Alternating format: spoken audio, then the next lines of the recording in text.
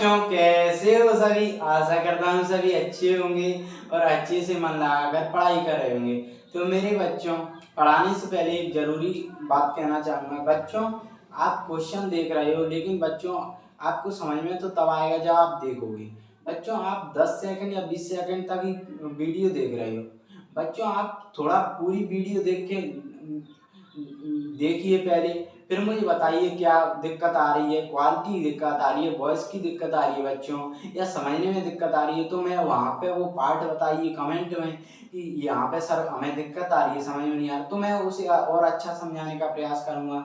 लेकिन बच्चों, कम से कम पूरी वीडियो तो देखिए, क्योंकि बच्चों अगर आप देखोगे नहीं तो आपको पता कैसे चलेगा कि सर कैसा अच्छा समझा रहे हैं या किसी और से अच्छा समझा रहे हैं, या मतलब कहने का मतलब है किसी और से तुलना करने की बजाय मतलब आपको समझ में कैसा आ रहा है, आपको तब पता चलेगा जब आप देखोगे पूरी वीडियो। तो मेरे बच्चों, आपसे निवेदन है हाथ जोड़कर पहले वीडियो देखें पूरी, 10 या 20 सेकंड तक देखकर हट नहीं जाएं, पहले देखें। अगर समझ में नहीं आए तो बिल्कुल आप मत देखना, क्योंकि हम भी कंटेंट जो हम सब्सक्राइब मैं भी खुद करता हूं, तो कंटेंट देखकर करता हूं, अच्छा समझ में आता है तभी। तो आपको समझ में आए तो समझ में आपको, मैं तो पूरी वीडियो देखता हूं तब समझ में आता है, तब सब्सक्राइब करता हूं किसी चैनल को।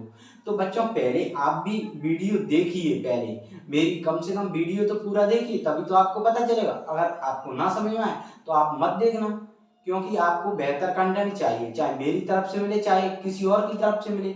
लेकिन वीडियो आप देखोगे नहीं पूरी तो कैसे समझ में आएगा। तो आइए अब स्टार्ट करते हैं। थोड़ा सा समय लिया था तो मुझे माफ करना, लेकिन मैंने आपको बताना था थोड़ा तो बता दिया। अब आइए स्टार्ट करें। तो आज मैं पढ़ाने जा रहा हूँ बच्चों प्रश्नावली 5.3 class 10th math, question number 8। तो मेरे बच्चों, 8वां क्वेश्चन हम देख रहे हैं, पहले हम उसे पढ़ते हैं, समझते हैं, फिर उसे हल करेंगे। तो क्या दिया है, उस 80 के प्रथम 51 पदों का योग ज्ञात कीजिए जिसके दूसरे और तीसरे पद ये हैं। तो पहले तो जान लो बच्चों एपी क्या होती है। तो मेरे बच्चों, एपी होती है शॉर्ट फॉर्म, इसकी फुल फॉर्म होती है अर्थमेटिक प्रोग्रेशन। फुल फॉर्म होती है इसकी अर्थमेटिक प्रोग्रेशन, ठीक है। हिंदी में बोलते हैं इसे समांतर श्रेणी। हिंदी में क्या बोलते हैं बच्चों, उसे समांतर श्रेणी। इतना समझ में आया, हिंदी में बोलते हैं समांतर श्रेणी। तो बच्चों, मैं पहले ये बता देता हूँ आपको ये क्वेश्चन में क्यों कहा ये समांतर श्रेणी है, और समांतर श्रेणी कैसे देखते हैं, पता लगाते हैं। श्रेणी दी होती है तो समांतर श्रेणी है या नहीं, थोड़ा बता देता हूँ मैं आपको। देखो, मान के चलो आपको ये श्रेणी दी है 2 4 6 और डॉट डॉट डॉट। अब इनमें इनको बोलते हैं मेरे बच्चों पद, और इनको ए से दर्शाते हैं पदों को। पहले पद को A1, दूसरे को A2 और तीसरे को A3, ऐसे बोलते हैं। हम क्या करते हैं, ये पद दिए उनमें दो दो पदों के बीच का अंतर निकालते हैं। जब अंतर समान आता है बच्चों तो हमारी समांतर श्रेणी होती है, अंतर समान नहीं है तो समांतर श्रेणी नहीं है। जैसे कि दूसरे में से पहला पद तो A2 माइनस A1, तो 4 माइनस 2 इक्वल टू 2। ऐसे ही दूसरे में से पहला A3 माइनस A2, तो 6 माइनस 4 2। तो मैंने क्या कहा, समान अंतर समान आना चाहिए। तो अंतर समान है, दो दो पदों के बीच का अंतर, तो ये हमारी समांतर श्रेणी है, ठीक है। अगर अंतर समान नहीं होगा, श्रेणी है, अगर कोई श्रेणी जिसमें सारा अंतर समान नहीं होगा, जो अंतर होगा ये समान नहीं हो, तो हमारी कभी भी समांतर श्रेणी को श्रेणी नहीं हो सकती। इसीलिए क्वेश्चन ने कहा ये समांतर श्रेणी में है। क्वेश्चन क्यों, क्योंकि इनका सारा अंतर समान होगा इसलिए, ठीक है। और सार्वंतर क्या होता है मेरे भाई, सार्वंतर मेरे बच्चों ये होता है जो इनका जो समान अंतर आता है वो सार्वंतर कहलाता है, जिसे d से दर्शाते हैं इक्वल टू 2, ठीक है। इतना समझ आया। एक होता है इसमें n। n क्या होता है, मैं पूछूं आपसे ये 6 कौन से पद पर है, आप कहोगे 3, तो n की वैल्यू 3। मैं पूछूं आपसे an क्या होता है, an होता है, मैं पूछूं आपसे ये तीसरा पद है उसका मान क्या है 6, तो आप कहोगे an की वैल्यू 6। s का मतलब होता है योग, n का मतलब होता है पद, तो n पद, तो इसका मतलब होता है n का पद और s का योग, तो इसमें होता है इसका मतलब पदों का योग, ये प्रथम n पदों का योग, मतलब इन सभी पदों का योग, इसका मतलब ये होता है, ठीक है। तो इतना आपको समझ में आ गया होगा। ये छोटी सी अगर किसी बच्चे ने समांतर श्रेणी नहीं पढ़ी हो 5 चैप्टर शुरू से, अगर वो इस वीडियो में आएगा तो इसको देख के भी वो समझ जाएगा पूरी चैप्टर का सार क्या है, ठीक है। इसको ही देख के आप समझ जाओगे कि समांतर श्रेणी है क्या, पूरा निचोड़ बता दिया मैंने, थोड़ा सा 5 मिनट लिए उसमें। तो बच्चों इससे बोर मत होना, जिनको पता है वो भी रिवाइज कर लेना, नहीं पता है उसके पता है वो तो दे और बोरिंग हो तो आप स्किप कर देना। लेकिन जिनको पता नहीं है मेरे भाइयों को, तुम्हारे स्टूडेंट है, तुम्हारे मित्र हैं, तो बच्चों अगर 100 दोस्त हो, आप 10 दोस्त हो तो 9 को पता होगा, लेकिन एक को पता नहीं हो, तो मेरी वीडियो से अगर पता चलता है तो अच्छा रहेगा कि बेकार? अच्छा रहेगा कि बेकार? अच्छा रहेगा ना, इसलिए मैं हर एक वीडियो में बता रहा हूँ आपको, ठीक है। तो आइए इसको अब स्टार्ट करते हैं क्वेश्चन को। तो लिखेंगे हम, तो दिया है, पहले लिखो दिया है, क्या दिया? एपी के दूसरे पद अब दूसरे पद को क्या बोलते हैं? मैंने क्या कहा था, ए पदों को ए से दर्शाते हैं, दूसरे पद को A2 कितना है? 14, और तथा तीसरे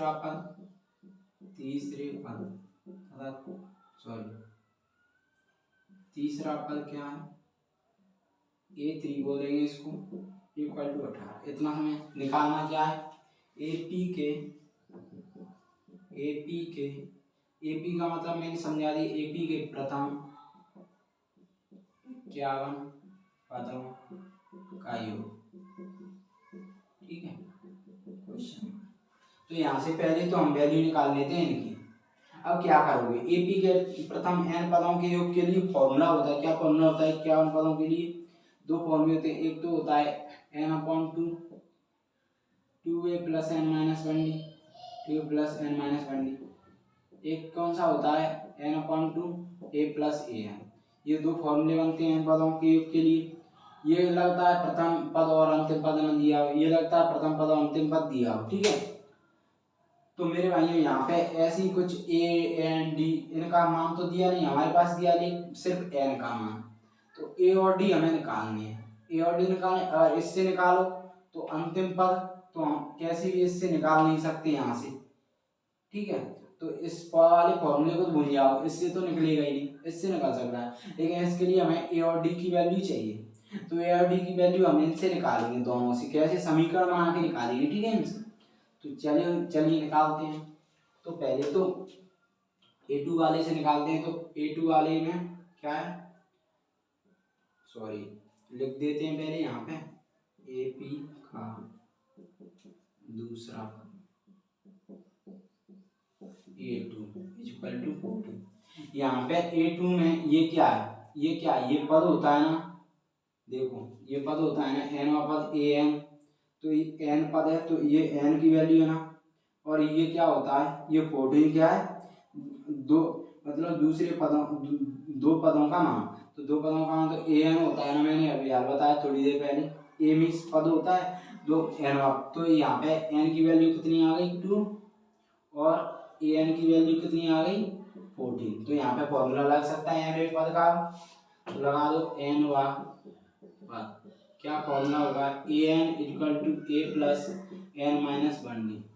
तो लगाओगे an क्या है? 14 = a की वैल्यू तो निकालनी है, n की वैल्यू क्या है? 2 - 1 × d। तो यहाँ से सॉल्व करोगे तो 14 = a + 2 में से गया 1 a + d, या इसको क्या लिख सकते हो आप? a + d = 14। अब इसको समीकरण 1 मान लेते हैं हम, समीकरण 2 समीकरण बना के करेंगे। तो अभी क्या है? अब दूसरे बात तो लिखो AP का तीसरा पद, तो A3 = 18। यहाँ पे n की वैल्यू कितनी है बच्चों? 3, और an की वैल्यू कितनी है बच्चों? 18। तो यहाँ से n वाला पद का फॉर्मूला लगा, n वाला पद, तो यहाँ से n पद का फॉर्मूला लगाओगे बच्चों,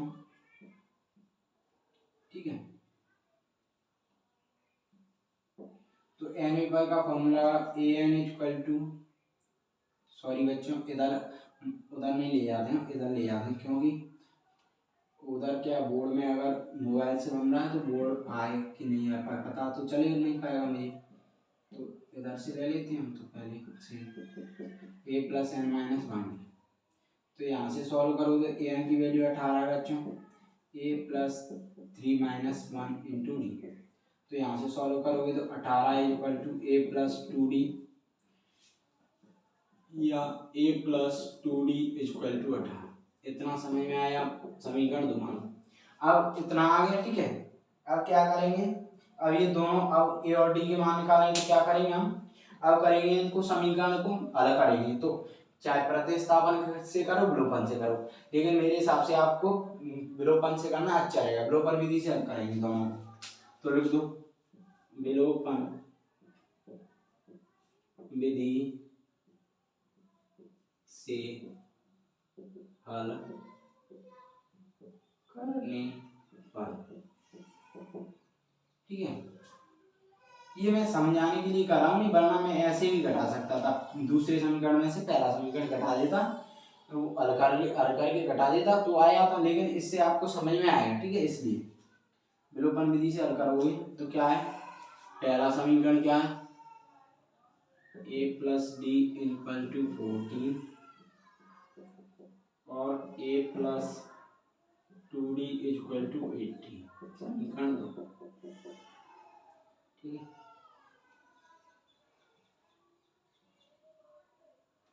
समीकरण 1 आ गया ये, समीकरण 2। इतना समझ में आया आपको। अब क्या करेंगे बच्चों, विलोपन विधि से हल करते हैं तो क्या करते हैं बच्चों, इनमें करते हैं बच्चों, एक चर को विलुप्त करना होता है विलोपन विधि में बच्चों।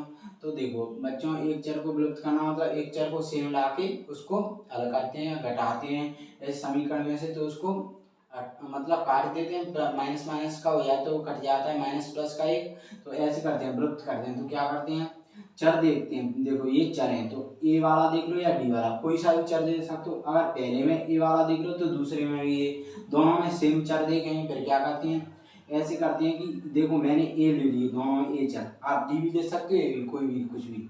तो ए ले लिए तो क्या करेंगे, पहले में ए लिया है तो पहले में गुणा करेंगे किसका, पहले वाला चर, पहले में गुणा करते हैं चर के गुणांक का, चर के गुणांक का। तो यहाँ पर चर का गुणांक 1 है, यहाँ पर चर का गुणांक 1 है। ऐसे देखो डी में 1 है और समीकरण 2 में 2 है, समीकरण 1 वाले में डी का गुणांक 1 है और समीकरण 2 वाले में डी का गुणांक 2 है। ऐसे तो इनमें एक एक गुणांक है इनका, तो समीकरण फर्स्ट में करेंगे गुणा, फर्स्ट में किसका करेंगे, सेकंड वाले चर के गुणांक का। तो सेकंड वाले चर का गुणांक क्या है, ए का 1, तो इसमें 1 का होगा।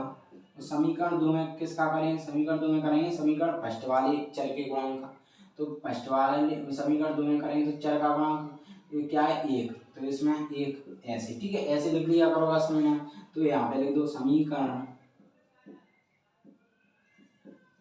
1 में 1 का गुणा तथा,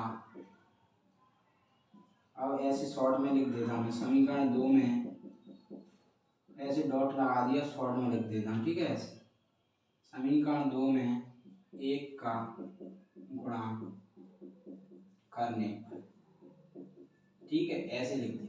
तो एक तो वो तो क्या है, सेम ही रहेगा, गुणा करोगे तो इसका ए गुणा 1, वो तो कोई समीकरण रहेंगे। समीकरण 3 दे दो इसको, ए प्लस 2d समीकरण 18, वो सॉरी समीकरण 4। तो गुणा तो हमने कर लिया, क्योंकि गुणा करोगे तो आपको तो एक ही रहेगा, गुणा 1 से गुणा करोगे तो वही संख्या आएगी, ए गुणा 1 1 ए आएगा, डी गुणा 1 1 ए आएगा, 14 गुणा 1 14 ऐसे, ठीक है। तो अब क्या करोगे, अब क्या करते हैं, अब करेंगे घटाएंगे इनको, समीकरण घटेंगे, कैसे घटाएंगे, या तो समीकरण 3 में से 4 को घटा दो या 4 में से 3 को, आपको उचित लगे वो करो। तो मैं घटा रहा हूँ समीकरण 4 में से, तो समीकरण ऐसे शॉर्ट में लिख देता हूँ, ठीक है, ऐसे शॉर्ट में लिख देता हूँ, समीकरण 4 में से समीकरण 3 को घटाने पर, तो घटा 4 में से a plus 2d equal to 18, a plus D equal to 14। घटाओ तो क्या करते हो, ये नीचे वाले चिन्ह को देखते हैं, ये प्लस है माइनस, ये प्लस है माइनस, ये प्लस है माइनस, इससे ये कट गया, ठीक है। अब ये कितना आ गया, डी इक्वल टू 18 में से प्लस के टाइम माइनस का चल जाए तो 4, तो डी इक्वल टू कितना आ गया 4। अब क्या करोगे, डी का मान निकाल लिया। अब डी का मान किसी समीकरण में रख सकते हो, फर्स्ट सेकंड थर्ड या फोर्थ।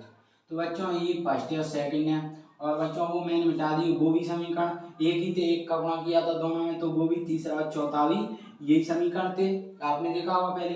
तो आप कोई से भी समीकरण में लिख सकते हो, रख सकते हो। तो मैं फर्स्ट में रख रहा हूँ, आपकी मर्जी है, किसी भी समीकरण में रख सकते। ऐसे शॉर्ट में लिख देता हूँ, समीकरण 1 में डी का मान रखने का, तो रख दो बच्चों a प्लस डी की value, a plus D equal to 14। तो d की वैल्यू कितनी है बच्चों, a प्लस डी की वैल्यू 4 इक्वल टू 14। तो a इक्वल टू 14 माइनस का 4, a इक्वल टू बच्चों 10। तो a का मान 10 आ गया, d का मान 4 आ गया, और हमारे पास n की वैल्यू तो हमारे पास है ही 51 पदों का योग। तो n की वैल्यू यहाँ पे है ही, n की वैल्यू यहाँ पे लिख दो 51। ठीक है, प्रथम n पद, n है पद ही तो है, ऐसे ही तो है, ये निकालना क्या है, ऐसे 51 ही तो निकालना है। यहाँ पे s है तो n का मान 51 है। ठीक है, तो ये दोनों आ गए, a और 10, a आ गए, d का मान आ गया, n का मान मिलेगा। अब हम निकाल सकते हैं प्रथम 51 पदों का योग, तो इससे फॉर्मूले से निकाल सकते हैं प्रथम n पदों का योग। कौन सा फॉर्मूला होगा, Sn equal to n upon 2 2a plus n minus 1। इस फॉर्मूले से आप निकाल सकते हो, हमारे पास सब चीज है इसमें। ठीक है, तो निकाल लो। तो लगाते हैं इस फॉर्मूले को, तो लो क्यों क्या निकालना है, पहले यहाँ पे लिखो, प्रथम